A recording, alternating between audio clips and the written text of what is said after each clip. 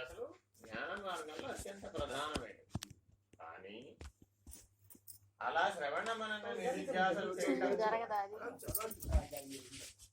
శ్రవణ మనన నిధిధ్యాసలు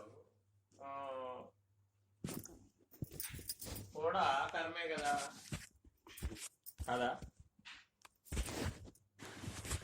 ఇప్పుడు చేయటమేగా. ఇవేమో బయట ఇంద్రియాలతో చేస్తున్నావు, లోపల ఇంద్రియాలతో చేస్తున్నావు, అంతే కదా. ఇంద్రియాలతో చేసేది ఏదైనా కర్మేగా. కాబట్టి కర్మ అంటే ఏంటి? ఇప్పుడు ఇంద్రియాలతో చేసేటటువంటిది ఏదైనా సరే కర్మే. అర్థమైందా?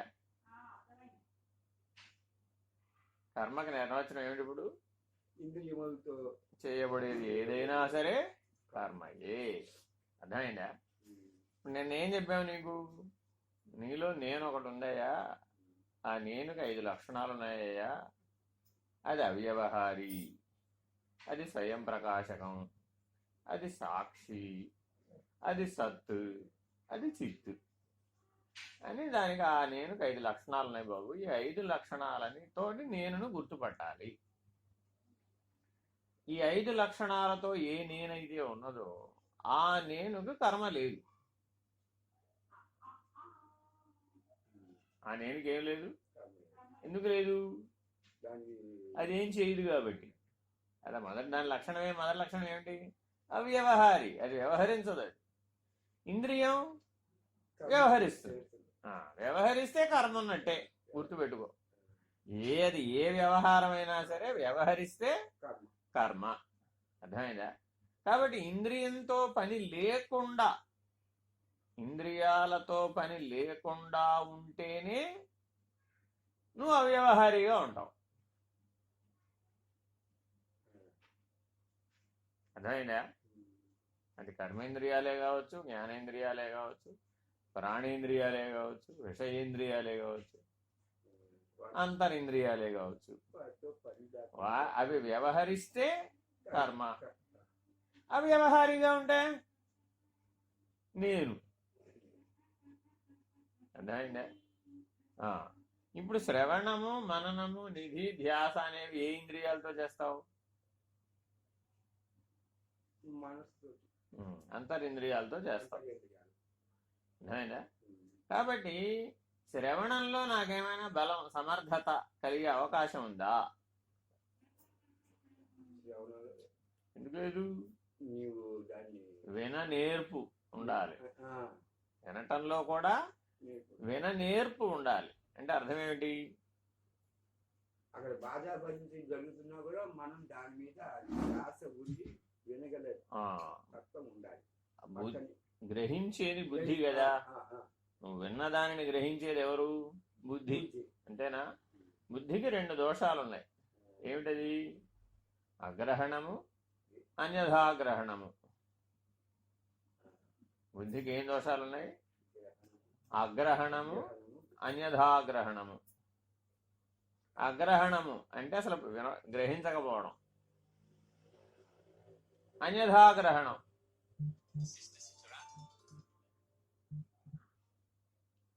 కాబట్టి ఏదైనా సరే శ్రవణం చేసేటప్పుడు బుద్ధి ఈ 2 దోషాలకి లోనవుతుంది. ఏమిటది? అగ్రహణము, అన్యథాగ్రహణము. పిల్లల దగ్గర నుంచి పెద్దవాళ్ళ వరకు అదే సమస్య. పిల్లవాడు క్లాసులో పాఠం వింటాడు, విని ఆ వినేటప్పుడు సరిగా వినిపించుకోడు. ఎందుకు వినడు సరిగా అంటే మాస్టర్ చెప్పేదాన్ని తన తెలుగు పక్కకు పోవడం వచ్చినప్పుడు అన్యథాగ్రహణం. ఇవాళ మాస్టర్ ఏం పాఠం చెప్పాడో ఇంటికి వచ్చి మళ్ళీ అదే యాజ్ ఇట్ ఈజ్ రిపీట్ చేయమంటే ఆయన 45 నిమిషాలు చెప్పిన పాఠం ఈ పిల్లవాడు 10 నిమిషాల కంటే చెప్పలేడు. ఎందుకని? మిగిలిందంతా పక్కకు పోయింది. అర్థమైందా? అప్పుడు అక్కడ ఏం జరిగింది? ఇప్పుడు బుద్ధిలో అగ్రహణం, అన్యథాగ్రహణం. ఏం చెప్పాడురా మాస్టారు? పోనీ ఆ పాఠం చదివి చెప్పరా, ఏం చెప్పాడు? చెప్పలేడు. అర్థమైందా? కాబట్టి ఇప్పుడు మనిషికి పుట్టినప్పటి నుంచి పోయే వరకు బుద్ధికి సమస్య పనిచేస్తుందా లేదు? ఇవి పోగొట్టుకోవాలి. ఇప్పుడు అందరి దగ్గరికి, మహానుభావులు అందరి దగ్గరికి, ఎవరి దగ్గరికి వెళ్ళినా నువ్వు పాఠం నేర్చుకోవడానికి వాళ్ళందరూ ఎప్పటి నుంచో చెప్తున్నారా, చెప్పడం లేదా? కానీ మనం ఏ తెలివితో వింటాం? అగ్రహణము, అన్యథాగ్రహణము. ఈ రెండు సమస్యల చేత బుద్ధి కర్మవశాత్తుగా పనిచేస్తూ ఉంటుంది.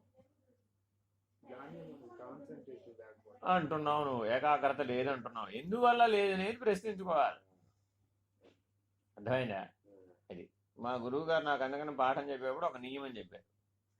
ఒకసారి చెప్పింది రెండోసారి చెప్పను. ఏమిటి నియమం? ఒకసారి చెప్పింది రెండోసారి చెప్పను అంటే. అలా నేర్చుకునేటట్టు అయితేనే నువ్వు రావచ్చు. తీరా లేకపోతే పో. ఏంటి అంటే పిహెచ్డి చదవాలంటే పిహెచ్డికి తగిన అర్హత ఉండాలి కదా. వేదాంతం అంటే ఏంటి? పిహెచ్డి కదా. అర్థమైందా? మన అందరూ ఏమంటున్నారు? మేము వేదాంతం నేర్చుకుంటామండి, అలా జీవిస్తామండి, అలా సాధన చేస్తామండి అంటున్నారా? మరి అప్పుడు నీకు ఒకసారి వింటే గుర్తుండాలిగా. నువ్వు చదవక్కర్లేదండి, పోనీ కనీసం నీకు ఆ చదివి తయారై తెలుసుకుని అనుభవ జ్ఞానం ఏదైతే ఉందో అది నీకు చెప్తున్నారు కదా వాళ్ళు. చెప్పినప్పుడైనా సరే నువ్వు శ్రవణం సరిగ్గా చేస్తే అప్పుడు అది గుర్తుండిపోతుందిగా. నాకు ఆసక్తి కూడా లేదండి అంటావు నువ్వు, అప్పుడు ఎలా నిన్ను తరింపజేసేది? లేదుగా. ఆసక్తి లేకపోయినా ధరించలేము, శక్తి లేకపోయినా ధరించలేము. ఎందుకని? స్ఫురించవలసింది ఎవరికి? నీకే కదా. అంతేనా?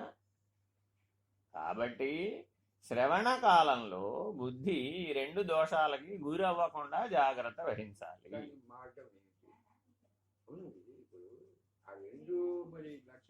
నీకు వేరేవి గుర్తు రాకూడదు అప్పుడు, అంతే. నీకు వేరేవి గుర్తు వచ్చినాయి అనుకో, ఉపమానాలు గుర్తుంటాయి, సిద్ధాంతం పోతుంది. అర్థమైందా? నిన్నేం చెప్పారయ్యా అంటే నిన్న కథలన్నీ చెప్తావు, కథల నుంచి చెప్పిన సిద్ధాంతం మాత్రం పోతుంది పక్కకి. కానీ నిజానికి నీకు ఉపయోగపడేది ఏమిటంటే సిద్ధాంతమే, కథ ఉపయోగపడదు. అది విషయం. కాబట్టి వినే శ్రవణ కాలంలో ఎవరైతే ఈ అగ్రహణము, అన్యథాగ్రహణం అనే దోషాలు లేకుండా వింటారో వాళ్ళు మాత్రమే మననం చేయగలుగుతారు. సరే, ఇలా ఎవరైతే శ్రవణం చేసి మననం చేస్తారో, మననం చేసి నిలుపుకోగలుగుతారో వాళ్ళని శిష్యులు అంటారు. అర్థమైందా? అంటే మనన శక్తి ఎవరికైతే ఉంటుందో వాళ్ళని ఏమంటారు? శిష్యులు అంటారు. అర్థమైందా? కేవలం శ్రవణం దగ్గరే ఆగిపోయే వాళ్ళని అనుసరించే వాళ్ళు అంటారు. అర్థమైందా? జీవితకాలం వింటూనే ఉంటాడు అంతే, విని ఆనందపడ్డమే, దానికి శ్రవణానందం అని పేరు. అర్థమైందా? అట్లా వింటూ ఉంటాడు. కొంతకాలం వివేక చూడమని ఉంటాడు, కొంతకాలం అష్టావక్రగీత వింటాడు, కొంతకాలం ఉపనిషత్తులు వింటాడు, కొంతకాలం ఇలా ఏవి ఎవరెవరు చెప్తూ ఉంటే అవన్నీ వింటూ ఉంటాడు. బాగా చెప్పారండి అని ఒక సర్టిఫికేట్ ఇస్తాడు చెప్పిన వాళ్ళకి. అర్థమైందా? కానీ ఈ సర్టిఫికెట్ చెప్పిన వాళ్ళకి ఏమైనా ప్రయోజనమా? వాళ్ళకి ఏం ప్రయోజనం లేదు. అర్థమైందా? ఎక్కువ శాతం మంది అనుసరించే దశలోనే ఉంటారు. ఇందులో కొంతమంది ఏం చేస్తారు? మననం చేస్తారు. మననం చేస్తే ఏమవుతావు? ఆ ఎస్సెన్స్ పడుతుంది నీకు. నిన్న పాఠం ఏం చెప్పాడనే సారాంశం నిర్ణయం చేయాలంటే మరి తెలిసి ఉండాలిగా, లేకపోతే నిర్ణయం చేయగలవా? చేయలేవుగా. అర్థమైందా? అట్లా ఆ మననం చేసేటటువంటి బలం ఉన్నటువంటి స్థాయికి వచ్చిన వాళ్ళందరూ శిష్యులు. అర్థమైందా? దీంట్లో నుంచి నువ్వు ఆచరించడానికి ప్రయత్నిస్తావు. అంటే మననమే చేయకపోతే అసలు ఆచరించవు, సమస్య లేదు అందులో. మననం చేయకపోతే ఆచరణకు రాదు. అది ఆచరించడానికి పూనుకున్నావు. ఆచరించడానికి పూనుకుంటే అప్పుడు ఏమవ్వాలి అంటే అది నిధి అవ్వాలి. నిధి అంటే ఏంటి? నిధి అంటే ఏమిటి? నువ్వేం చెప్తావు? నిధి అంటే ఏమిటి? నీ సొంతం అవ్వాలి అది. అర్థమైందా? నిధి అంటే ఏంటి? నీ సొంతం అయి ఉండాలి. నీ సొంతం కాని దాని మీద నువ్వేమి ఆధిపత్యం చెలాయించలేవుగా. కాబట్టి మనన స్థాయి నుంచి ఏమవ్వాలి ఇప్పుడు? నిధి అవ్వాలి. అర్థమైందా? సరే, ఇప్పుడు నేను ఒక ప్రశ్న అడుగుతా, చెప్పు. తాతగారు మనవాడిని కొట్టచ్చా కొట్టకూడదా?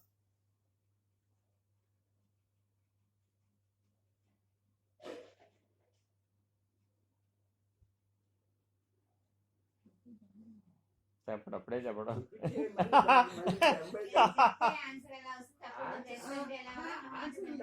ఆలోచిస్తున్నాడు ఏం చెప్తే. ఇంకో క్వశ్చన్ వస్తుంది, దాని మీద మళ్ళీ క్వశ్చన్ వస్తుంది, మళ్ళీ దాని సమాధానం చెప్పగలరు కెపాసిటీ ఉండాలి కదా. ఇప్పుడు ఇంతకీ తాతగారు మనవాడిని కొట్టచ్చా కొట్టకూడదా? కొట్టకపోతే ఏమవుతుంది, కొడితే ఏమిటి? నేను ఎవరు అడిగారు? అలాగే కొట్టచ్చా కొట్టకూడదా? నా పరిజ్ఞానంలో కొట్టకూడదు.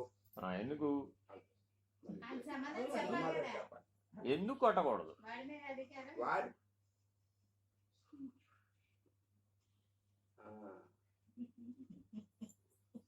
అధికారం ఉండాలి ఫస్ట్. అంటే నీకు అధికారం లేదనేగా. కదా మనవాడి మీద నీకు అధికారం లేదు, తండ్రికి అధికారం. కాబట్టి నువ్వేం చేయాలి?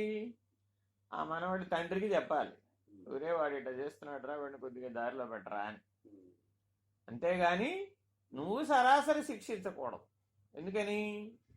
అధికారం లేదు కాబట్టి. అర్థమైందా? ఇప్పుడు అధికారం నీకు ఎప్పుడు వచ్చిందని చెప్పాము? ఆచరణ చేసేటప్పుడు నిధిని ఉపయోగిస్తాం. ఎందుకంటే నీ స్వాధీనమై ఉంది కాబట్టి. నిధి అంటే ఏంటి? నీ స్వాధీనమై ఉండాలి, అప్పుడే నిధి. నీ స్వాధీనం కాకపోతే అది నిధి కాదు. అర్థమైందా?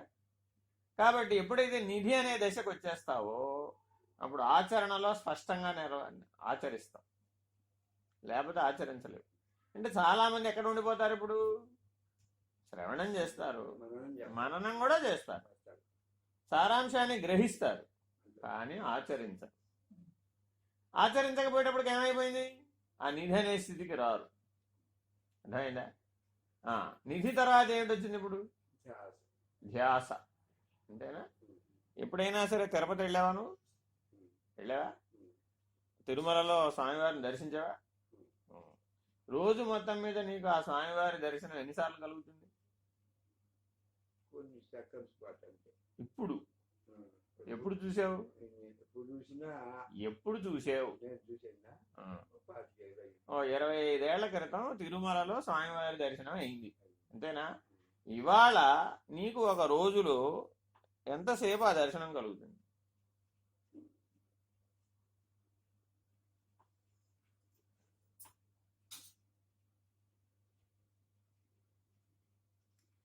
ఆ 24 గంటలలో ఈ 25 సంవత్సరాల తర్వాత ఆ స్వామి దర్శన ప్రభావం నీ మీద ఎంత ప్రభావితం అయిందో తెలుసుకోవాలి అంటే ఈ 24 గంటల్లో నీకు ఆ స్వామివారి దర్శనం ఇప్పుడు ఎంత గుర్తుంది, ఎంత నీకు అనుభూతం అవుతుంది?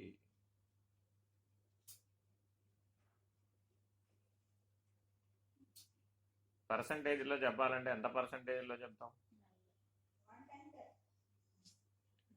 0కి దగ్గరగా ఉందా, 10కి దగ్గరగా ఉందా, 50కి దగ్గరగా ఉందా, 100కి దగ్గరగా ఉందా? అసలు మరుపుకి వెళ్ళిపోయిందా? ఆనాడు ఎలా జరిగిందో దాంతో పోలిస్తే ఆల్మోస్ట్ 0కి వచ్చేసిందా? ఎందువల్ల? అప్పుడు ఉన్నటువంటి నిధి అప్పుడు ఎక్కడ నిధి ఉంది?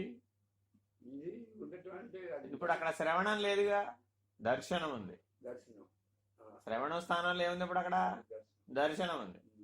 దర్శనం తర్వాత ఏమవ్వాలి? మననం అవ్వాలిగా. శ్రవణం తర్వాత అయినా దర్శనం తర్వాత అయినా నీకేమవ్వాలి? మననం అవ్వాలి. మననం చేయలేను. అప్పుడు ఏమైపోయింది? క్రమేపీ కాలక్రమేణి మననం చేయకపోతే అది మరుగుకి వెళ్ళిపోయింది. అర్థమైందా? ఇప్పుడు నీకు ఆ ధ్యాస ఇప్పుడు కలిగిందయ్యా. ధ్యాస ఇప్పుడు కలిగే అవకాశం ఉందా? అసలు ఛాన్సే లేదు. ఎందుకని? ఆచరణ చేసేటప్పుడు కలిగినటువంటి నిధి నుంచి ధ్యాస పుట్టింది. ఆచరణ చేసేటప్పుడు కలిగినటువంటి నిర్ణయం నుంచి ఆ ధ్యాస పుట్టింది. కాబట్టి ఆ ధ్యాస నిలబడిపోతుంది. శ్రవణం వెళ్ళిపోతుంది, మననం కూడా వెళ్ళిపోతుంది, నిధి కూడా వెళ్ళిపోతుంది. కానీ నీతో మిగిలిపోయేది ఏమిటి? ధ్యాస. అర్థమైందా? ఆఖరి శ్వాసకు కూడా నిలబడేది ఏమిటంటే ధ్యాస. కాబట్టి మానవుడు ఒక్కడే చేయగలిగినటువంటి సాధన ఏమిటి అంటే శ్రవణం, మననం, నిధి, ధ్యాస. మిగిలిన జీవరాశులు చేయలేవు. నువ్వు ఏ ధ్యాసలో జీవిస్తున్నావు అన్నది చాలా ముఖ్యమైనటువంటి అంశం. అర్థమైందా? మన జీవన సాంప్రదాయంలో అందుకని పొద్దున్న లేచిన దగ్గర నుంచి భగవన్ నామస్మరణ చేస్తూ పనులు చేసుకోవడం, భగవన్ నామస్మరణ చేస్తూ నీ దైనందిన కార్యక్రమాలు నిర్వహించుకోవడం, ఈశ్వరార్పణ భావంతో జీవించడం, ఇలా ప్రతిదానికి ఈశ్వరుడిని నీకు దగ్గర చేసేటటువంటి పనులన్నీ ఏర్పాటు చేశారు. భోజనం చేయడం కూడా వైశ్వానర యజ్ఞమే, ప్రతిదీ యజ్ఞభావమే. అలా చెయ్యమన్నాం. నిద్ర కూడా అలాగే ఈశ్వరార్పణ భావంతో నామస్మరణ చేస్తూ నిద్రలోకి పోమన్నాం. అప్పుడేమైంది? శ్రవణం, మననం, నిధి, ధ్యాస. సదా ఈశ్వరీయమైన ధ్యాసలో ఉన్నాం.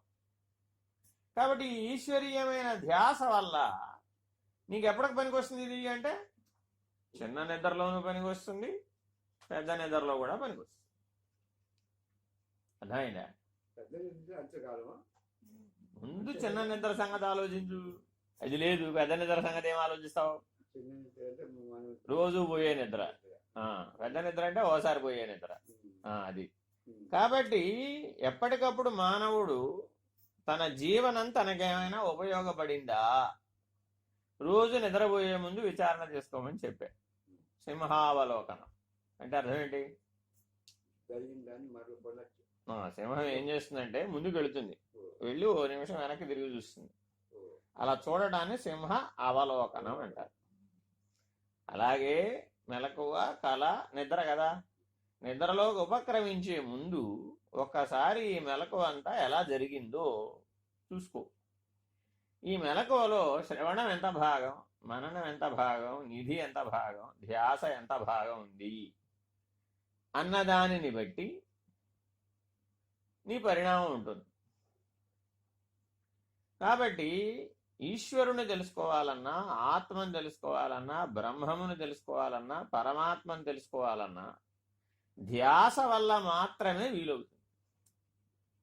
శ్రవణం వల్ల వీలు కాదు, మననం వల్ల కూడా వీలు కాదు, నిధి వల్ల కూడా వీలు కాదు.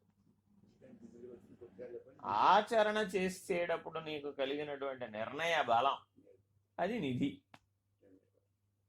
అర్థమైందా? నువ్వు ఎన్ని కిలోలు బరువు లేపగలవు?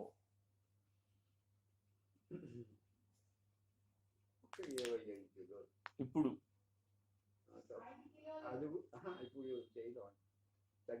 ఇప్పుడు ఎంత? ఇప్పుడు 20 కిలోలు లేపగలవు. ఇప్పుడు ఎంతగా లేపగలవు? ఇది నిధి. నీ సామర్థ్యం ఏదైతే ఉందో అది నిధి. అర్థమైందా? 20 కిలోల బరువు ఎత్తుకుని తిరుమల కొండ ఎక్కమన్నాను, అప్పుడేం చేస్తావు? ఇంకా తగ్గిస్తావు. అదేంటయ్యా, ఈశ్వర నామస్మరణతో బరువు తగ్గిపోయి 20 కిలోల బరువు నీకు 5 కిలోలుగా తోచి నువ్వు సులభంగా ఎక్కేయాలి కదా. నువ్వు ఆ ధ్యాస ఉంటే కదా. ఏమన్నావు ఇప్పుడు? అంటే నాకు కావాల్సిన ఆ 2 అక్షరాల పదం అంటే ఒక ధ్యాస ఎందు ఎప్పుడైతే నువ్వు ఉన్నావో ఇక్కడ భౌతికమైనటువంటిది నీ మీద బరువు కాల. ఆ ధ్యాస నుంచి విరమించావు. ఏమైంది అప్పుడు? అర్థమైందా? ఈ జీవిత సత్యం మనకు తోస్తోంది కదా, ఇది నీ జీవితంలో ఉంది కదా, అనుభవంలో. కాబట్టి ధ్యాసలో ఉన్నప్పుడు ఏమైంది? ఇక్కడ భౌతికంలో ఏం జరిగినా అది నీ మీదేం ప్రభావితం కాల. కాబట్టి ధ్యాస అన్నిటికంటే బలవత్తరమైంది. శ్రవణం కాదు, మననం కాదు, నిధి కాదు, ధ్యాస. ఆ ధ్యాస యందు నిమగ్నమైపోయి ఉన్నప్పుడు ఇవేం పనిచేయలే. అసలు ఇవి లేవా మరి అప్పుడు కష్టం కాదా? కష్టమే, కానీ నీకు కష్టంగా తోచలా.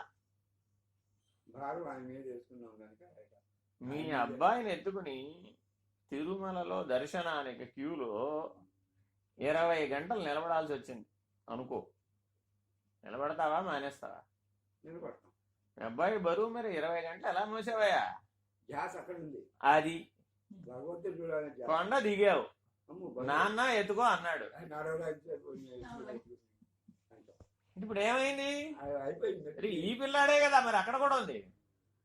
అర్థమైంది ఇప్పుడు? గ్యాస్ అక్కడ ఉంది. భగవంతుడు జననం నుంచి మరణం వరకు ఈ శరీరాన్ని మోసుకు తిరుగుతున్నావు. ఎవరు మోస్తున్నారు? నువ్వే మోస్తున్నావు. నీకెప్పుడైనా ఇది బరువుగా తోచిందా? ఎందుకని? నేనుకి ఎప్పుడు ఒక ధ్యాసలో ఉన్నది కాబట్టి ఇది తోచలా బరువుగా. నేను తన స్వరూప జ్ఞానంలో ఉంది కాబట్టి ఈ శరీరం బరువుగా తోచలా. అర్థమైందా? అదే ఆ నేను ఇందులోంచి తప్పుకోగానే దీన్ని మొయ్యాలంటే నలుగురు కావాలి, ఒకడికి లేవదు. ఆ నేను ఇందులో ఉంటే ఆ నేనుకి ఈ 60 కిలోల బరువు నడపడం పెద్ద విషయం కాదు అసలు, అది చాలా సులభంగా జరిగిపోతుంది. ఆ ఒక్క నేను ఇందులోంచి తప్పుకుంటే నలుగురు కావాలి దీన్ని మోయడానికి, ఒక్కడు లేపలేడు. మరి ఈ బరువు అంతా ఎట్లా మోసి తిరిగాడు వీడు? 100 ఏళ్ల పాటు ఎట్లా మోసి తిరిగాడు? ఇప్పుడు నేను ఎప్పుడు ఏ ధ్యాసలో ఉంది? స్వరూప జ్ఞానంలో ఉంది. కాబట్టి నీ శరీర యాత్ర సులభంగా జరిగిపోతుంది. నువ్వేమంటున్నావు? స్వరూప జ్ఞానంలో నేను లేను, పాత్రోచితమైన దాంట్లో నేను ఉన్నాను అంటున్నావు. నువ్వు లేవు అంటున్నది. జ్ఞాన మార్గం ఏమంటుందంటే, చూడవయ్యా, నువ్వే చూసుకో, కావాల్సి వస్తే ఆ ధ్యాసలో అది ఉన్నప్పుడు ఈ బరువు తోచలేదుగా. నీ భౌతికమైన బరువు నీకు తోచిందా? కష్టం తోచిందా? తోచలేదుగా. ఎప్పుడైనా సరే నీకు భౌతికం తోచింది, కష్టం తోచింది అంటే అప్పుడు నీకే ధ్యాస పోయింది? నీకు ఈశ్వరుని యందు ధ్యాస పోయింది, నీకు ఆత్మ యందు ధ్యాస పోయింది, నీ స్వరూప జ్ఞానంలో ధ్యాస పోయింది, పాత్రోచితంలో వైపు తిరిగిపోయింది. అప్పుడు అన్నీ బరువే. అదే విషయం, అదే చెప్తున్నా నేను ఇప్పుడు చదివిందే చెప్తున్నా నీకు. అర్థమైందా? కాబట్టి నేనుగా నిలకడ చెంది ఉన్న ధ్యాసలో ఉంటే అప్పుడు ఈ ప్రపంచం, ఈ శరీరం, ఈ సంసారం, ఈ పాత్రలు, ఇల్లు, వాకిలి ఇవేవి నీకేమి బరువుగా తోచలా. ఎందుకని? ఏ ధ్యాసలో ఉన్నాడు ఇప్పుడు? స్వరూప జ్ఞానంలో ఉన్నాడు. అర్థమైందా? ఎట్లా అయితే పిల్లవాడిని ఎత్తుకుని తిరుమల కొండకి క్యూలో నిలబడి 20 గంటలు నిలబడ్డా ఏమనిపించలే. కాబట్టి నువ్వు ఎప్పుడిప్పుడు ఏ ధ్యాసలో ఉండాలట? ఈశ్వరీయమైన ధ్యాసలో ఉండాలి, స్వరూప జ్ఞానానికి సంబంధించిన ధ్యాసలో ఉండాలి. ధ్యాస మాత్రమే నీ చివరి శ్వాసకు కూడా నిలబడేది, మిగిలినవి నిలబడవు. చాలామంది ఎవరైనా చనిపోయిన సిద్ధపడుతున్నప్పుడు, ఆఖరి కాలం నడుస్తున్నప్పుడు పక్కన ఏదో నామస్మరణ చేస్తూ ఉంటారు. నిజానికి ఈ నామస్మరణ ఈ శ్రవణేంద్రియం ద్వారా అప్పుడు వెళుతుందా? ఎందుకని? ఇంద్రియాలు విరమించేసి, అప్పటికే ధారకం పోయింది, ఇంద్రియాలు విరమించేసి ఇంకప్పుడు మరి ఎట్లాగా అంటే ధ్యాస పనిచేస్తుంది. అప్పుడు కూడా ధ్యాస పనిచేస్తుంది. అంటే నిజానికి ధ్యాస అనేది ఇంద్రియాలకు అవతల ఉంది, యువతలు లేదు. శ్రవణం ఇంద్రియాలతో కూడుకుని ఉంది, మననం ఇంద్రియాలతో కూడుకుని ఉంది, నిధి అనే స్థాయికి వచ్చేటప్పటికి ఇంద్రియాలు దాటుతోంది, ధ్యాస అన్న స్థితిలో ఇంద్రియాలకు అవతల ఉంది. ఇలా నీ నిజ జీవితంలో నువ్వు ధ్యాసతో చేసినటువంటి ఏ పనైనా సరే నీకు సాక్షిత్వాన్ని మిగులుస్తుంది.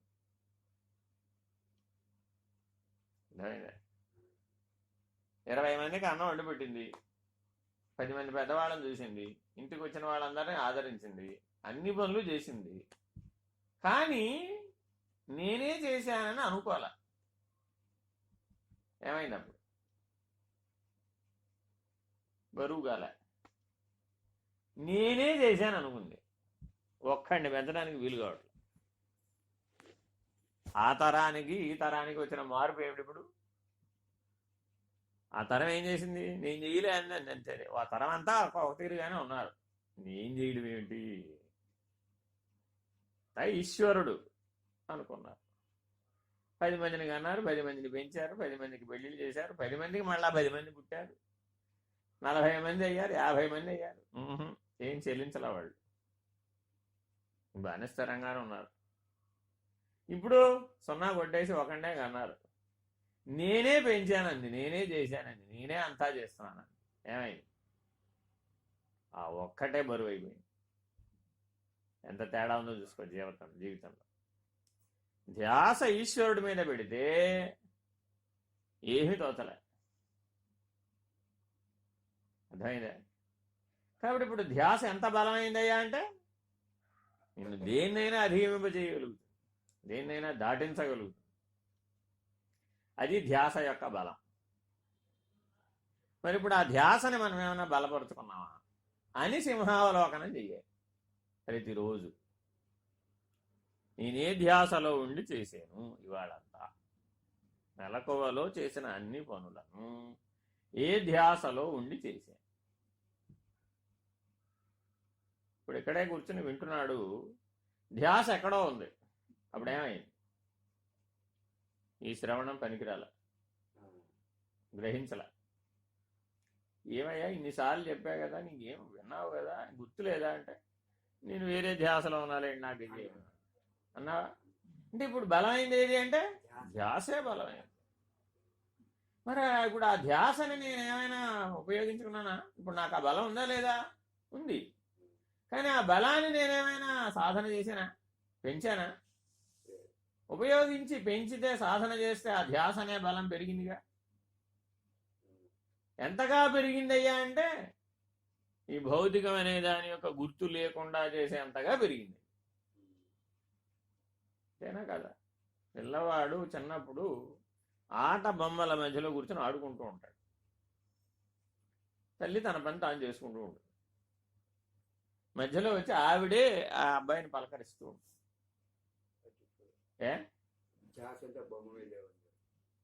తల్లి ధ్యాస ఎక్కడుంది? తల్లి పని చేసుకుంటూ పిల్లవాడి మీద ధ్యాస పెట్టింది. ఇప్పుడు పని వల్ల ఆవిడకి ఏమైనా బరువు అయిందా? అవలా. పిల్లవాడు ఆట బొమ్మల మీద ధ్యాస పెట్టాడు, తల్లిని పెట్టుకోలే. ఇప్పుడు ఏమైనా బరువు అయిందా? అవలా. చూడు, అంటే శైశవావస్థ నుంచి కూడా మానవుడిలో ఈ ధ్యాస అనే బలం ఉంది.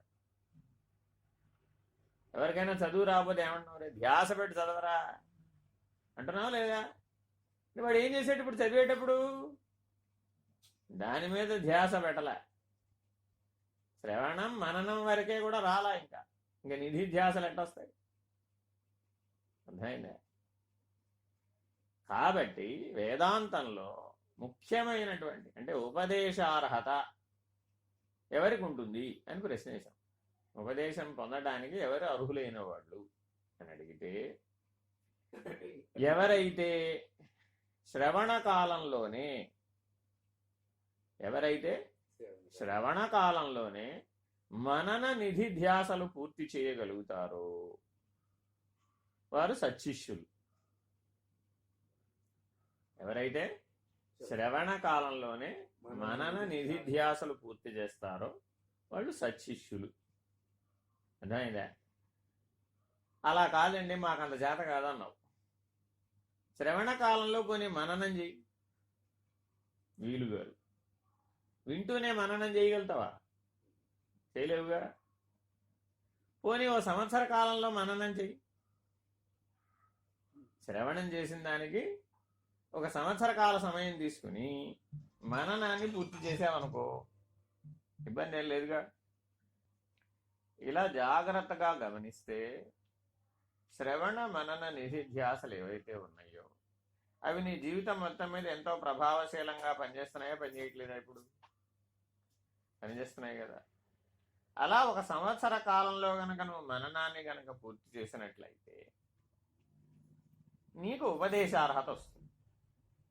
ఏం అర్హత వస్తుంది? ఉపదేశాన్ని పొందేటటువంటి అర్హత వస్తుంది. ఎవరికైతే ఒక సంవత్సర కాలంలో చెప్పినటువంటి దానిని మననం చేసి ఆచరణశీలమయ్యేటటువంటి స్థాయికి ఎదుగుతారో వాళ్ళకి ఉపదేశార్హత వస్తుంది అన్నమాట.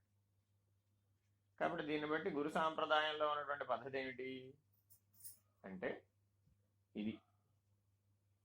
అలా జాగ్రత్తగా మనం గమనించి ఈ నడకను నడవాలి. కాబట్టి వేదాంతంలో ఇది చాలా ముఖ్యమైన విషయం కదా. మరి ఇప్పుడు ఎన్నోసార్లు మనం విన్న దానిని మననం చేయకపోతే ఏమైంది? నిధిగా మారల. నిధిగా మారకపోతే ఏమైంది? ఆచరించలేదు. ఆచరించకపోతే ఏమైంది? నిర్ణయం కాలేదు. నిర్ణయం కాకపోతే ఏమైంది? ధ్యాస కాలేదు. కాబట్టి ధ్యాస కాకపోతే ఏమైంది? ధ్యాస కాకపోతే సమస్య ఏంటి వచ్చింది? ఇప్పుడు మృత్యుకాలంలో ఉపయోగపడ్డాయి. చిన్న నిద్రలోనూ ఉపయోగపడలేదు, పెద్ద నిద్రలోనూ ఉపయోగపడలేదు. ఆ టైంలో శూన్యం ఉంటుంది అక్కడ అంతా. శూన్యమేనా? ఏ శూన్యం? ధ్యాస లేకపోతే ఏదో ఉంటుంది కదా, ఏదో ఒక ధ్యాస ఉంటుంది. ఏది దేని మీద మనం మొదటి నుంచి మననం చేసామో అది బలీయంగా ఉండేటప్పటికి దాని మీద ధ్యాస ఉంటుంది కదా. నీకు ఏదో ఒక మననం జరిగే అవకాశం ఉందా లేదా అని ప్రశ్న. నీది ఉందా లేదా? ఉంటుంది. ఉంటుంది. అది ఏది అనేది తెలియదు. ఏదో ఒక దాని మీద ఉంటుంది మననం. దేని మీద ఉంటుంది అది తెలియదు. దీని గురించి భగవద్గీత అందుకే ఏం చెప్పింది? జాగ్రత్తగా ఆలోచించి చెప్పింది. అంతకాలే స్మరన్ ముక్తవా. దేని స్మరణ కలిగితే దానిని బట్టి నీకు నిర్ణయం అవుతుంది అని. కాబట్టి ఇప్పుడు ఏది నీకు స్మరణ అవుతుందో నీకు ఎట్లా తెలుస్తుంది? ఎలా తెలుస్తుంది?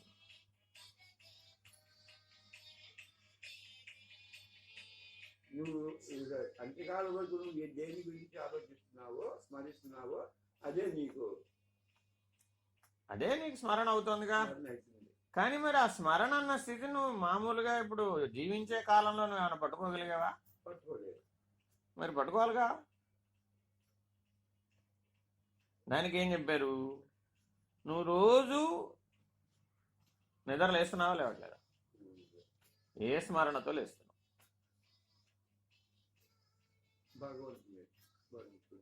ఎలా?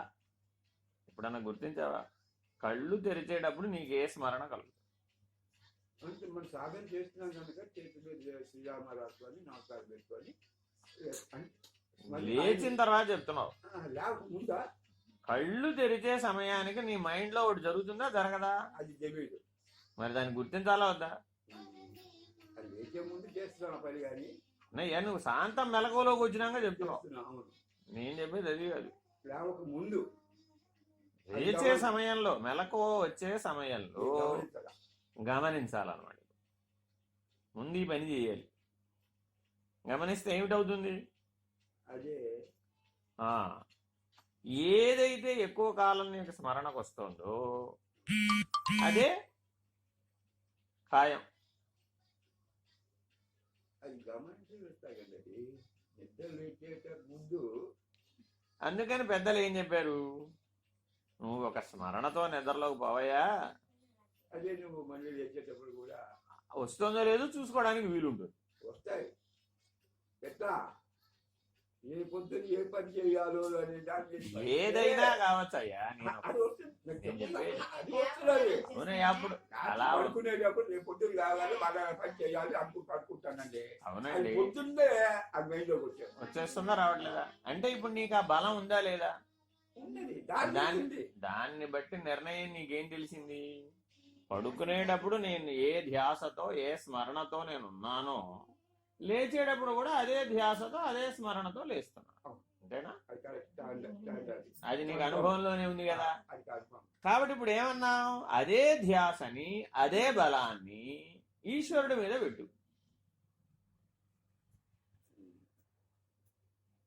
బుద్ధి దేనికైనా ఒకటే కదా. ఇంగ్లీష్కి తెలివి ఒకటి వేరే, సైన్స్కి తెలివి ఒకటి వేరే, లెక్కలకి తెలివి ఒకటి వేరే, అలా ఉంటుందా? ఉండదు కదా. తెలివి అన్నిటికీ ఒకటేగా. కాబట్టి నీకున్న ఆ ధ్యాస అనే బలం, స్మరణ అనే బలాన్ని ఇప్పుడు ఏ విషయాల మీదైతే, ఏ భౌతికమైనటువంటి అంశాల మీదైతే పెడుతున్నావో దానిని ఈశ్వరుడి మీద పెట్టు. అప్పుడు అదే ఈశ్వర స్మరణ కలుగుతుంది కదా. ఎందుకనంటే గాఢ నిద్రావస్థలో ఏ మార్పు జరగదు. ఈ ముందున్న స్మరణే అప్పుడు కూడా అంతర్లీనంగా జరిగి పునః మరల అదే స్మరణతో అదే ధ్యాసతోటి మెలకువలోకి వస్తుంది. ఇది నీ లోపల ఉన్నటువంటి ప్రధానమైన మౌలిక సూత్రం. దీనిని మొట్టమొదటి సాధనలో బాగా తెలుసుకోగలగాలి. చేస్తే అప్పుడు ఏమైంది, ఇప్పుడు ఈ శ్రవణ మనన నిధిధ్యాసలని ఈ మెలకువ కళా నిద్రలలో ఇలా చేయాలి. చేస్తే సదా అప్పుడు ఏమైపోతావు, అదే అయిపోతావు. అంటే దీనికి, ఈ న్యాయానికి ఏమని పేరు? ఈ ధ్యాసకు ఒక న్యాయం ఉంది. ఏమిటా న్యాయం? భ్రమర కీటక న్యాయం. ఏమిటి భ్రమర కీటక న్యాయం అంటే? ఓ కీటకాన్ని తెచ్చి గోడ మీద పెట్టి దాని చుట్టూ మట్టి పెట్టి దానికి ఒక చిన్న రంధ్రం పెట్టి ఆ రంధ్రం దగ్గర శబ్దం చేస్తూ, శబ్ద ప్రభావం చేత 365 రోజులు 24 గంటలు వినేసేటప్పటికి ఆ శబ్ద ప్రభావం దానిలో పరిణామం తీసుకొచ్చి కీటకం కాస్త రెక్కల పురుగుగా మారిపోతుంది, భ్రమరంగా మారిపోతుంది. ఇది భ్రమర కీటక న్యాయం అంటే. ఇలా ఎవరైతే ఈ ధ్యాస అనే బలాన్ని ఈ భ్రమర కీటక న్యాయ పద్ధతిగా వాడతారో వాళ్ళు ఏమైపోయారు? ఇప్పుడు అదే అయిపోయాడు. సదా ఈశ్వర స్మరణ చేయడం ద్వారా ఈశ్వరుడే అయిపోతావు. మరి అప్పుడు ఈశ్వరుడికి 5 కదా లక్షణాలు: అవ్యవహారి, స్వయం ప్రకాశకం, సాక్షి, సత్, చిత్. మరి అప్పుడు నీకు ఈ బరువులేం తోచలేదుగా. నువ్వు పుట్టిన మొదటి రోజు నుంచి చనిపోయే రోజు వరకు మధ్యలో జీవితంలో ఏమైతే చేసావో ఇవన్నీ వ్యవహారంతో కదా. ఎప్పుడైతే అవ్యవహారిగా అయిపోయావో ఈ బరువు అంతా లేదు కదా. ఈ బరువు అంతా లేకుండా పోలా. కాబట్టి ఆ ధ్యాసలో గనక నువ్వు నిలబడితే ఇవేమీ నీ మీద పనిచేయాలి. సులభమైన మార్గమేగా ముక్తికి. ఎందుకని ధ్యాస అనే బలం నీ దగ్గరే ఉందిగా. ఎవరి దగ్గర అరువు తెచ్చుకునే పని లేదు. కానీ ఆ ధ్యాసని ఈశ్వరుడి మీద పెట్టి మెలకువ కళా నిద్రలలో ఆ స్మరణకు అనుసంధానం చేసి ఆ ధ్యాస నిలబెట్టుకున్నట్లయితే అప్పుడు నీకు నువ్వు అనేటటువంటి దుఃఖాలు, సంసారం, ప్రపంచం, ఇల్లు, వాకిలి, ఎట్సెట్రా ఎట్సెట్రా ఎన్నన్నా రాసుకో. నిన్ను గుర్తించేవాళ్ళు, నువ్వు గుర్తించేవాళ్ళు, ఇవన్నీ అప్పుడు నీ మీద ఏం ప్రభావితం కాల. అర్థమైందా? అప్పుడు నువ్వు వ్యష్టిగా ముక్తుడివి. ముక్తుడివి అంతేగా. మరి ఇవేం పని చేయలేదుగా అప్పుడు నీకు. అందుకని ఆయన ఏం చెప్పాడు? మాం అనుస్మరన్, నన్నే స్మరించవయ్యా. సింపుల్. కాబట్టి అన్ని సాధనలలో కల్లా సులభమైన సాధన ఏమిటి అంటే స్మరణ. దానికి శ్రవణ మనన నిధిధ్యాసలు ఉపయోగపడతాయి. అలా ఎప్పుడైతే చేస్తావో అప్పుడే నీకు అది ఉపయుక్తం అవుతుంది. కాబట్టి అందుకని తప్పనిసరిగా పెద్దవాళ్ళందరూ ఏం చేసేవాళ్ళు? ఒక నియమిత పద్ధతిగా జపం చేయటం, ఒక నియమిత పద్ధతిగా స్మరణ చేయటం, ఒక నియమిత పద్ధతిగా లిఖిత జపం చేయటం, ఒక నియమిత పద్ధతిగా అదే భ్రమర కీటక న్యాయ పద్ధతిగా తలుస్తూ ఉండటం. ఆ భావనలో నిలబడి ఉండటం, ఆ ధ్యాసలో నిలబడి ఉండటం. ఇప్పుడు ఏమైపోతావు? అదే అయిపోతావు. ఇప్పుడు దీనికి ఏమైనా రాళ్ళు పిండి కొట్టాలా? ఓ క్వింటాల్ బియ్యం ఏమన్నా గారెలు వండి ఎవరికైనా దానం చేయాలా? పోనీ ఒక ఏనుగుని ఏమైనా మేపాలా? అర్థమైందా? అంటే వాసితో పనే కానీ రాశితో ఇక్కడ ఏం పని లేదు. నువ్వెంత 100కు 100% దీని యందు నిమగ్నమై ఉంటావన్న దాన్ని బట్టే నీకు ఫలితం. సచ్చిష్యుడైనటువంటి వాడికి ఈ ధ్యాస రెప్పపాటులో కుదిరిపోతుంది. అర్థమైందా?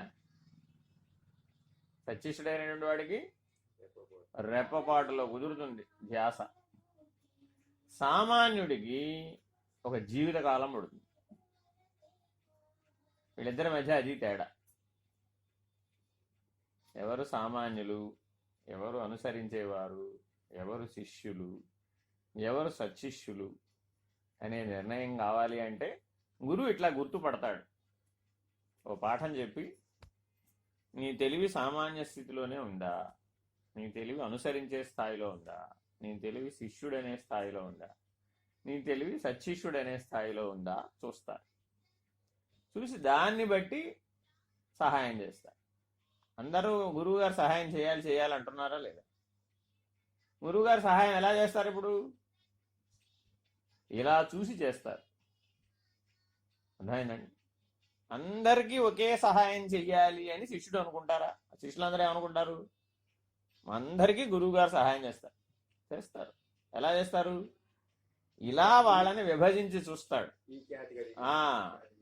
వీడు సామాన్యుడు, వీడు అనుసరించే తెలివి మాత్రమే ఉంది, వీడు శిష్యుడి స్థాయిలో ఉన్నాడు, వీడు సచ్చిష్యుడి స్థాయిలో ఉన్నాడు. ఈవిడ పాఠం చెప్తుంది క్లాసులో. ఆ క్లాసులో 40 మంది పిల్లలు ఉంటారు. వాళ్ళందరిని ఎలా గుర్తిస్తారు? 40 రకాలుగా పాఠం చెప్పారా? చెప్పలా, ఓ పాఠమే చెప్పారు. కానీ అందులో బాగా మెరిట్ క్యాండిడేట్ ఉన్నాడు అనుకోండి, వాడు వినే తీరు వేరు, వాడికి అర్థమయ్యే తీరు వేరు, వాడు రాయగలిగే తీరు వేరు. అదే పాఠాన్ని 20 మార్కులు వచ్చేవాడు, ఫెయిల్ అయ్యేవాడు వినే తీరు వేరు, వాడు రాసే తీరు వేరు. అంతేనా కదా? కానీ ఆ చెప్పే మాస్టర్కి తెలుసు ఎవడికి 20 వస్తాయో, ఎవడికి 60 వస్తాయో, ఎవడికి 100 వస్తాయో. తెలుసా తెలీదా? తెలిసిపోతుంది. ఏదో ఒకటి అన్ని ఒకటి చెప్తాను. అంటే ఎందుకు చెప్తున్నానంటే అన్నింటిలోనూ నీకు 20 మార్కులే రావు. నీకు ఆసక్తమై ఉన్న దాంట్లో 60 మార్కులు వస్తాయి. అర్థమైందా? ఆసక్తి లేదంటే 20 మార్కులు వస్తాయి. ప్రయత్నం చేస్తే మాత్రమే, సాధన చేస్తే మాత్రమే మెరిట్ వస్తుంది. అర్థమైందా? 90 మార్కులు రావాలంటే ఆసక్తి ఒకటి ఉంటే సరిపోదు, సాధన చెయ్యాలి. అర్థమైందా? అట్లాగే ఈశ్వరుణ్ణి గురించి తెలుసుకోవాలనే ఆసక్తి మానవులందరికీ ఉంటుంది, కానీ సాధన చేయరు. ఈ ధ్యాస నిలబెట్టుకోవడం అనేటటువంటి సాధన చేయరు. అందువల్ల ఏమైపోతుంది? 60 నుంచి మెల్లగా మరుపుకి వెళ్ళిపోయి 20కి పడిపోతాడు. అర్థమైందా? ఏమిటోనండి, జీవితం అంతా చాలా ప్రయత్నాలు చేశాను, చాలా క్షేత్రాలు తిరిగాను, చాలా తీర్థాలు తిరిగాను, చాలా పూజలు చేశాను, చాలా యజ్ఞాలు చేశాను, చాలా వ్రతాలు చేశాను, చాలా దీక్షలు తీసుకున్నాను అని నీ జీవితం గురించి చాలాసేపు చెప్తావు. ఇవన్నీ ఎందుకు పెట్టారు? ఒక వ్రతమే కానీ, దీక్షే కానీ, జపమే కానీ, క్షేత్ర దర్శనమే కానీ, తీర్థ స్నానమే కానీ, ఇవన్నీ ఎందుకు పెట్టారు? వీటన్నింటికి నీకేం ఫలితం రావాలి? ధ్యాస. అది అసలు ధ్యాసే కుదరకుండా ముక్తో మోక్షం ఎట్ట వస్తుంది? కాబట్టి మొట్టమొదటి నీకేం కుదరాలి? ధ్యాస కుదరాలి. ధ్యాస కుదిరితే ముక్తి వెంటనే వచ్చేస్తుంది. అదే పెద్ద విషయం కాదు. అర్థమైందా? అనుక్షణం నీకు అదే ధ్యాసలో ఉన్నావు అనుకోండి. ఇప్పుడు నీకు ఆ ధ్యాసలో ఉన్నప్పుడు ఈ బరువు తోచలేదుగా. అర్థమైందా? ఒక క్యాన్సర్ పేషెంట్ ఉన్నాడండి, జీవన్మరణ సమస్యలో పోరాడుతున్నాడండి. మరి ఇప్పుడు ఆ బాధని, ఆ సమస్యలని అధిగమించాలంటే ఇప్పుడు ఏ ధ్యాసలో ఉండాలి? ఉండాలా వద్దా? అలా అందులో ఉంటే ఏం తోచలే అని శరీరానే తలుస్తూ ఉన్నాడు అనుకో, అప్పుడేమయ్యాడు? సమస్యని దానికి దీనికి సంబంధం లేదు, కానీ బాధ, వేదన పెరిగిపోతుంది. కాబట్టి మరణం ప్రతి ఒక్కరికి వేదన అని తెలుసు. కాబట్టి మనం ఇప్పటి నుంచి ఏం చేయాలి? దాన్ని తగ్గించుకోవడం. ధ్యాస. ఈ ధ్యాసని ఎందులో పెడితే ఇది వేదన కాదో, ఈ భౌతికమైనటువంటివన్నీ వేదన కావో, ఆ స్థితిలో నువ్వు ధ్యాసను నిలబెట్టుకో. అప్పుడు ఏమైపోయావు? సహజం అయిపోలా. కాబట్టి నీలో సహజమైనది ఏంటంటే ధ్యాస. శ్రవణం సహజం కాదు, మననం సహజం కాదు, నిధి అది కూడా సహజం కాదు. ధ్యాస ఒక్కటే నీకు సహజమైనది. కాబట్టి మనిషి ఆ బలాన్ని పెంచుకోవాలి. కాబట్టి అగ్రహణాన్ని అన్యథాగ్రహణాన్ని ముందే పోగొట్టుకోవాలి. అది బుద్ధికి పట్టిన మాలిన్యం అన్నమాట. అగ్రహణం అన్యథాగ్రహణం.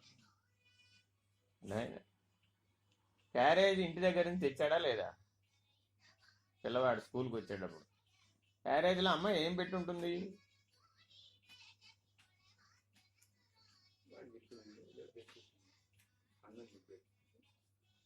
అని నువ్వు అనుకున్నావు. పిల్లవాడు ఏమనుకున్నాడు? బాక్స్ తెరిచి చూస్తే కానీ నాకు తెలియదు అనుకున్నాడు. మాస్టర్ పాఠం చెప్తున్నాడు.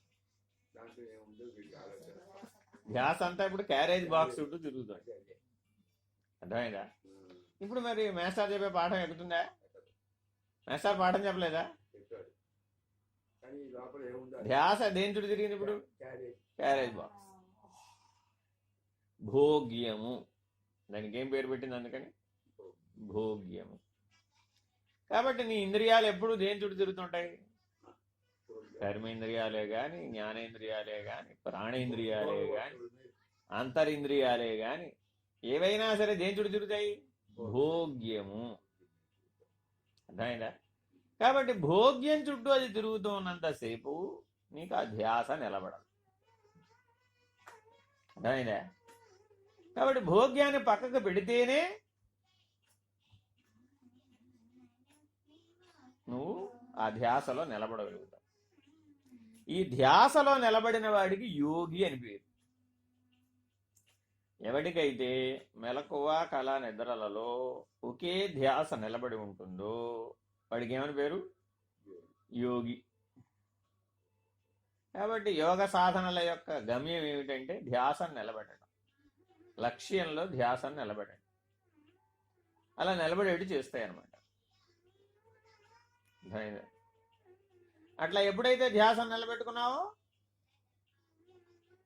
సులభం అయిపోలా. కాబట్టి ఎవరికి ఏ మార్గంలో సాధన చెప్పాలి అనేది ఆలోచించాలి ఎప్పుడు కూడా. అందరినీ ధ్యానం చేయమని, అందరినీ ప్రాణాయామం చేయమని, అందరినీ ఆసనాలు వేయమని, అందరినీ విచారణ చేయమని సాధారణంగా మనం వింటూ ఉంటాం. అందరూ కూడా పుస్తకాలు కొని ఉంటారు, చదువుకుంటూ ఉంటారు. అంతేనా కాదు? మరి ఇవన్నీ ఏమైపోవాలంటే ఇవన్నీ నీకు ఉపయోగపడతాయి, కానీ ఏ స్థాయికి తీసుకెళ్తాయి నిన్ను? ఈ ధ్యాస అనే బలం స్థాయికి తీసుకెళ్తాయి.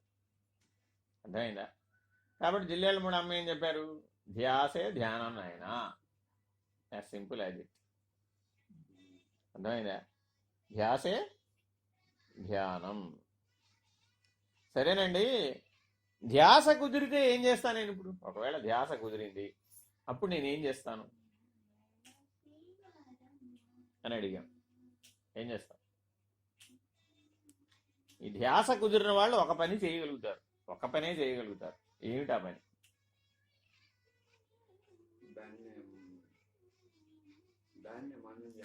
ఆరాధన. ఈ ధ్యాస ఎవరికైతే కుదిరిందో వాళ్ళు చేసేటటువంటి ఒకే ఒక పని ఆరాధన.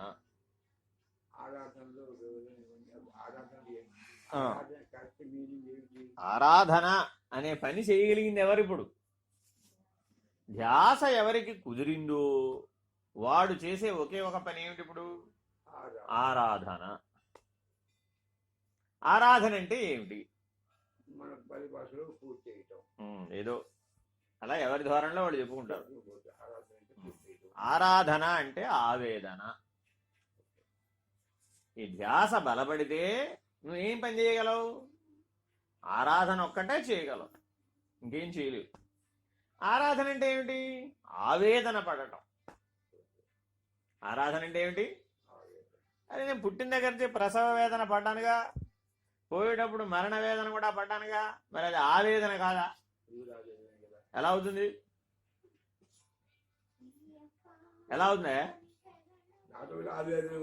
ఏయ్, నీ ఇష్టం వచ్చినట్టు ఆ అనే శబ్దాన్ని కలిపేసుకున్నావు అక్కడ, అంతే. వేదనే అది, ఆవేదన కాదు.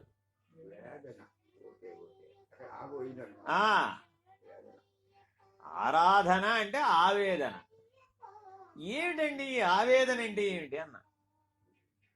పొందజాలక ఉండలేకపోవడం. ఆవేదన అంటే ఏంటి? పొందజాలక ఒక క్షణం కూడా ఉండలేడుగా, దానికి ఆవేదన అన్న. వేదన అంటే ఒక క్రమానుగతిలో జరుగుతుంది అది. అప్పుడు 9 నెలల పాటు అనుభవించి అనుభవించి అనుభవించి చివరి క్షణాలకు వచ్చేప్పుడు ఒక ప్రసవ వేదనగా మారి, నువ్వు 90 ఏళ్ల పాటు శరీరాన్ని మోసి మోసి మోసి మోసి మోసి దించేటప్పుడు మరణ వేదన కలిగింది. ఈ శరీరాన్ని 90 ఏళ్ళు మోసేవయ్యా, దించాల్సిన సమయం వచ్చింది. ఆ బరువు దించేటప్పుడు కూడా వేదన కలిగింది, అది మరణ వేదన. ఆ శరీరాన్ని పొందడానికి కూడా వేదన పొందేవు, అది ప్రసవ వేదన. బరువు ఎత్తుకోవడానికి వేదనే పొందుతున్నావు, బరువు దించడానికి కూడా వేదనే పొందుతున్నావు, అంతేగాని అది ఆవేదన కాదు. అర్థమైనా? కాబట్టి ఎవరికైతే ఇప్పుడు ఈ ధ్యాస నిలబడిందో వాళ్ళు ఒక పని చేశారు. ఏమిటది? ఆరాధన. ఆరాధన అంటే ఏమిటి? ఆవేదన. ఆవేదన అంటే ఏమిటి? పొందజాలక ఒక క్షణం కూడా ఉండలేము. ఇప్పుడు ధ్యాస దేని మీద నిలబెట్టమన్నాం? ఇప్పుడు ఈశ్వరుడి మీద, స్వరూప జ్ఞానం మీద, ఆత్మ మీద ఉంచమన్నాం. ఉంటే ఏమిటవుతుంది? అది అయిపోతాం అంతే. ఆ ఈశ్వరీయ స్థితిని అనుభవించజాలక ఒక క్షణం కూడా ఉండలేదు, ఆ ఆత్మస్థితిని అనుభవించజాలక ఒక క్షణం కూడా ఉండలేదు. అది ఆవేదన, వెంటనే ఫలించేస్తుంది. అర్థమైందా? కాబట్టి ఈ ధ్యాస స్థితిలో ఉన్నటువంటి సచ్చిష్యుడు అది అయిపోవడానికి ఎంత సమయం పడుతుంది? ఏం లేదుగా, ఒక క్షణం కూడా టైం పడదు, రెప్పపాట్లో అయిపోతాడు అది, అంతే. అర్థమైందా? కాబట్టి క్రమమైనటువంటి సాధనల్లో చూసినప్పుడు శ్రవణ మనన నిధి ధ్యాసలు కనబడతాయి.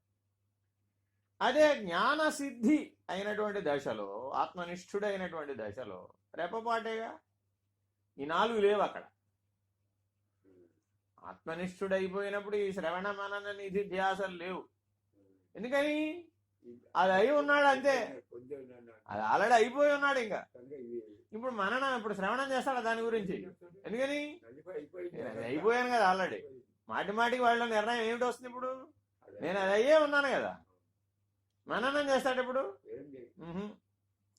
నువ్వు ఏది పొందాలో దాని గురించి శ్రవణం చేస్తావు, దాని గురించి మననం చేస్తావు, దానిని నిధిగా మార్చుకుంటావు, దాని యందు ధ్యాస కలిగి ఉంటావు. పొందేసిన తర్వాత అది అయిపోయావంతే. అర్థమైందా? ఆకలి వేసిందయ్యా, అన్నం తింటున్నావా లేదా? తింటున్నావా? తినేసిన తర్వాత అన్నము నువ్వు ఒకటైపోయారా, అయిపోలేదా? వేరుగా ఉన్నారా? నీలో భాగం అయిపోయిందా? అది నీకు దానికి భేదం లేదు. ఇప్పుడు ఆకలి లేదు, ఆసక్తి లేదు, దానికి నీకు భేదం కూడా లేదు, అలా కలిసిపోయింది, అంతేనా? ఇప్పుడు నీకు ఆహారానికి అభేదమేనా కాదా? కంచంలో ఉన్నప్పుడు వేరుగా ఉన్నాయి, తినేసిన తర్వాత శక్తిగా మారింది. అది ఇప్పుడు ఇంకా కలిసిపోయినాయి, అవునా? శక్తి సామర్థ్యంగా నిలువగా కూడా పెరిగింది. అప్పుడేమైంది? ఇంకా నాలుగు భాగం అండి బాబు, అది చెప్పడానికి వీలేదు. నేను అది ఒకటే అన్నావా లేదా? అట్లాగే స్వాత్మనిష్ట యందు అలా నిలకడ కలిగి ఉన్నావు, అది అయిపోయి ఉన్నావు, దానికి నీకు భేదం లేకుండా ఉన్నావు. ఇలా ఉండేటప్పటికి ఏమైపోతావు? సహజం అయిపోలా? అర్థమైందా? ఇట్లా సహజమైపోయినటువంటి స్థితిలో ఇప్పుడు వాడికి ఏం తోచలేదుగా. జగజ్జీవేశ్వర త్రయం. నిన్న మూడు సంగతి చెప్పా. త్రిపుటిగా ఉన్నది అని చెప్పా. మూడు అని చెప్పానా? కాబట్టి మొదటి త్రిపుటి ఏమిటి ఇప్పుడు? జగత్తు, జీవుడు, ఈశ్వరుడు. ఇది మొదటి త్రిపుటి. ఈ త్రిపుటి యొక్క ప్రభావం పనిచేసినప్పుడు జీవుడివి. కాబట్టి నువ్వు ఆత్మనిష్ఠుడు అయితే ఏం పోతున్నాయి అంటే ఈ త్రిపుటి పోతుంది. జగత్తు, జీవుడు, ఈశ్వరుడు అనేటటువంటి త్రిపుటి కలిసిపోతుంది ఆత్మనిష్టలో. కలిసిపోయినప్పుడు ఏమైపోయింది? వేరుగా లేవుగా, దానికి నీకు భేదం లేదుగా. కాబట్టి జగత్తంతా నేనే, జీవులందరూ నేనే, ఆత్మంతా నేనే, ఈశ్వరుడంతా నేనే. ఆత్మనిష్టలో ఇప్పుడు జగత్ అని చెప్పడానికి, జీవుడు అని చెప్పడానికి, ఈశ్వరుడు అని చెప్పడానికి లేదు. కానీ అది అయిపోయేటంటే. కాబట్టి ఇప్పుడు అది ధ్యాసతోనే సాధ్యం కదా. మరి నేను ఆత్మనిష్ట గురించి వింటానండి అంటే ఆ బలం చాలదయా అన్న. కొన్ని మననం చేస్తానండి అంటే అది కూడా కొద్దిసేపే ఉండదయ్యా, తర్వాత పని చేయదు. అది కూడా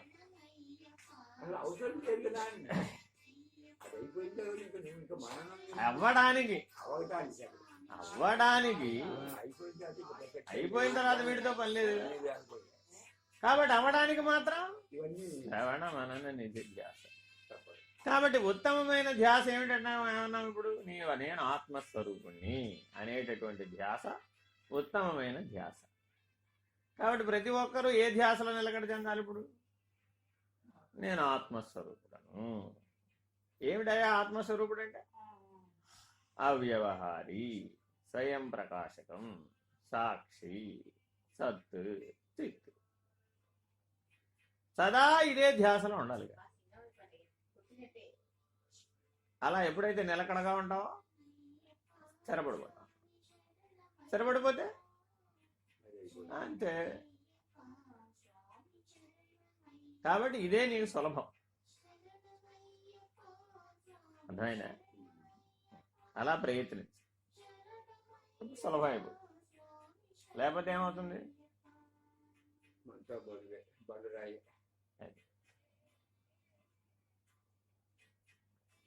అర్థమైందా?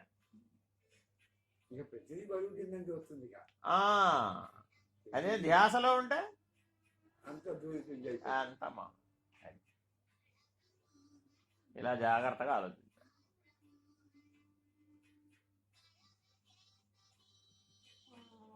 అందుకు ఈ పుస్తకాలన్నీ చదవటం, అందుకు ఈ స్తోత్రాలన్నీ వినటం. నువ్వు ఏదన్నా చెయ్యి, అల్టిమేట్గా ఇవన్నీ అక్కడికే దారితీస్తాయి. ఇవన్నీ చేశానండి, ధ్యాస కుదరలేదు అన్నావు, మళ్ళా మొదలే కథ. నాకు ప్రాక్టికల్ ఎక్స్పీరియన్స్ అండి. ఏదైనా ఒక పని చేయాలంటే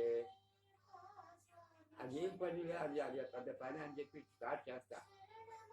మధ్యలో కొన్ని ప్రాబ్లం వచ్చినా కూడా దాన్ని సాధించేస్తా. మంచిదేగా. అది మన వాళ్ళకి అది పని అంటే, అది ఎంత చిన్న పని అయినా కూడా ఇక అది మన వల్ల కాదు.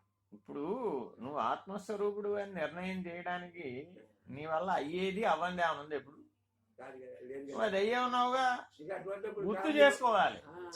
నువ్వు అది అయ్యే ఉన్నావు, కానీ అది నీ స్ఫురణలో లేదు ఇప్పుడు. అది అందుకని ఇప్పుడు నువ్వు శ్రవణ మనన నిధిధ్యాసలు చేయవలసిందే. ప్రతి మానవుడు శ్రవణ మనన నిధిధ్యాసలకు ఎగ్జామ్షన్ లేదు. ఎందుకు లేదు? అది మరుపుకుపోయింది. మరుపుకుపోతే మరి ఎగ్జామినేషన్ రాసేటప్పుడు గుర్తురాదు కదా. రావాలంటే ఏం చేయాలి? మరి మళ్ళీ ప్రయత్నం చేయాలి. శ్రవణ మనన నిధిధ్యాసం చేయాల్సిందే, చేయకుండా వీలు. అయితే ఎంత సమయంలో చేస్తావు? నీ చాయిస్. అర్థమైందా? ఇప్పుడు 8 ఏళ్లకు చేయవచ్చా ఈ పని? చేయొచ్చు. 18 ఏళ్లకు చేయవచ్చా? చేయొచ్చు. అప్పుడు అవే ఇంద్రియాలే కదా. 28 ఏళ్ళకి చేయొచ్చు. 38, 48, 58, 88. సో నీ జీవితంలో ఈ పనిని ఎప్పుడు పెట్టుకుంటావు అన్నది ముఖ్యమైన ప్రశ్న. చాలా మంది ఏమంటున్నారు ఇప్పుడు, మా పనులన్నీ అయిపోయినాక చేస్తానంటాడు ఈ పని. 60 ఏళ్ళకి చేస్తాను. అవును, కానీ అప్పుడు నీకు అంతరింద్రియాలు సహకరించొద్దు. నువ్వు ఇక్కడి నుంచి తిరుమల నడుస్తానన్నావయ్యా, కాళ్ళు చేతులు నడలేదండి మహానుభావు, నేనల్లా ఆ మాట. అనుకో చెప్తున్నా, అన్నావు అనుకో, అప్పుడు మరి కాళ్ళు కార్యాలయాలు లేవుగా, లేవు కదా. కార్యాలయాలు ఉండవుగా. అట్లాగే నువ్వు ఎప్పుడో వృద్ధాప్యం వచ్చినాక నేను ఈ శ్రవణ మనన నిధిధ్యాసలు చేస్తానన్నావు, అదే చెప్పండి. అప్పుడు మరి అంతరింద్రియాలు బలహీనపడిపోయినాయి కదా, మరి దాంతోనే చేయాలి అది. కాబట్టి అంతరింద్రియాలు బలంగా ఉన్నప్పుడు చేయాలా, బలహీనంగా ఉన్నప్పుడు చేయాలా? బలంగా ఉన్నది. అవునా? మరి అంతరింద్రియాలు బలంగా ఉన్నప్పుడేమో బయటికి తిరిగి జగత్తులో వ్యవహరించే, ఇప్పుడు అంతరింద్రియాలు బలహీనపడ్డప్పుడేమో నేను ఇందులో జ్వరపడతాను అంటున్నాను. ఒకవేళ నేను నడవలేక వెళ్దాం, నాలో గట్టి పట్టుదల ఉంటే వెళ్ళగలుగుతాను కదా నేను. కాబట్టి నీలో ఉన్న అహాన్ని, పట్టుదల అంటే ఇప్పుడు ఎవరిది? కాళ్ళదా చేతులదే? కాళ్ళు కాదు, చేతులు కాదు. అహం. ఆ పట్టుదల అనేది ఎవరిది ఇప్పుడు? అహం. ఈ స్థితిలో ఉన్నా నీకు పట్టుదల ఉంటే నువ్వు చేస్తున్నావా, చేయడం లేదా? అంటే అహం గనక నువ్వు ఇటువైపు తిప్పితే ఇది కూడా జరుగుతుంది. అంటే నువ్వు అహాన్ని బయట వైపుకి తిప్పుతున్నావు కానీ లోపల వైపుకి తిప్పటం. అంతరింద్రియాలు అంటున్నావా లేదా? అంతరింద్రియాలు అంటే ఏమిటి మనస్సు, చెప్పు. మనస్సు, బుద్ధి, ఉమ్, చిత్తం, ఉమ్. అహంకారం. ఇంకోటి ఉందిగా, ఐదో చెప్పాలిగా మరి. జ్ఞాత. ఈ నాలుగింటిని తెలుసుకునేవాడు. నా మనస్సు, నా బుద్ధి, నా చిత్తము, నా అహంకారము అంటున్న నేను ఉందా లేదా? ఆ నేను జ్ఞాత. ఈ నేనుని తెలుసుకోవడానికి బుద్ధి ఉపయోగపడుతుంది, కానీ ఈ బుద్ధి అహం చెప్పినట్టు వింటుంది. బుద్ధి ఎవరు చెప్పినట్టు వింటుంది? అహం చెప్పినట్టు వింటుంది. కాబట్టి ఇప్పుడు ఆ అహాన్ని ఏంటి, ఎటువైపు తిప్పాలంటే ఇప్పుడు నేను తెలుసుకునే పనిలో పెట్టాలి. ఆ అహాన్ని పట్టుకొచ్చి అదే పట్టుదలని తెచ్చి, అర్థమైందా? పట్టుదల ఉంది, ఆ పట్టుదలని ఎటు పెట్టాలి? ఇప్పుడు ఇటు పెట్టాలి. ఇటు పెడితే ఇటు ఎంత బలంగా పనిచేసిందో ఇటు అంతే బలంగా పనిచేస్తుంది. కానీ మనం ఎంతసేపు డజన్ గారాలు తింటల్లో ప్రవేశపెట్టినంత పట్టుదల ఇటు, అది ఏమైనప్పుడు దానివల్ల ఇంకా శక్తి కలిగి ఉండి లేనివాడు అయిపోయాడు, ధనవంతుడు అయి ఉండి బేకార్ అయిపోయాడు. కాబట్టి నీకు గురువు ఎవరయ్యా? నీ గురువు ఎవరు? అది అందరికీ కామన్ గురువు అయ్యా. నీకు సరిపోయిన గురువు ఎవరో నువ్వు ఎట్ట తెలుసుకోగలుగుతావు?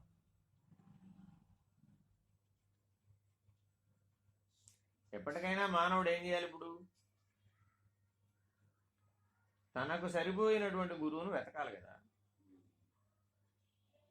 ఇదంతా ఈ శ్రవణ మనన నిధిధ్యాసలు నీకు ఆ ధ్యాస కలిగి ఆ ముక్తి స్థితిలో ఉండి ఇలా ఇదంతా జరగాలంటే ఇప్పుడు నీకు గురువు అవసరం కదా. మరి నీ గురువు నీకు ఎట తెలుస్తాడు? అంటే ఏ గురువు ప్రభావం వలన నీలో ఉన్నటువంటి పట్టుదల ఇటు బహిర్ముఖ